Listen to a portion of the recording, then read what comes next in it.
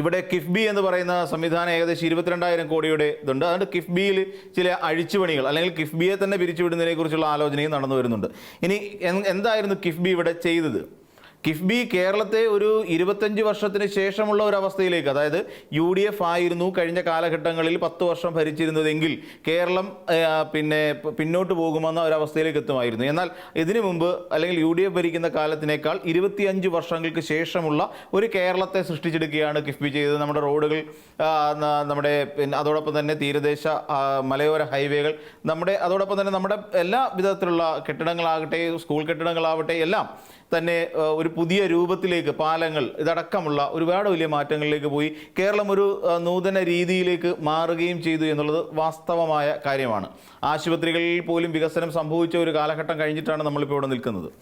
അപ്പം ഇതൊക്കെ അവിടെയുണ്ട് എന്നുള്ളതാണ് നമുക്കറിയേണ്ടത്. അപ്പോൾ ഇവിടെ നമ്മൾ നോക്കിക്കഴിഞ്ഞാൽ ഇവിടെ സംഭവിച്ചത് ശരിക്കും VD സതീശൻ്റെ ഒരു പൊളിറ്റിക്കൽ ഡോക്യുമെൻറ്റേഷൻ എന്ന് പറയും. രാഷ്ട്രീയമായ നിർമ്മിതിയാണ് ശരിക്കും ഇവിടെ നടത്തിയിട്ടുള്ളത് എന്ന് നമുക്ക് കാണാൻ സാധിക്കും.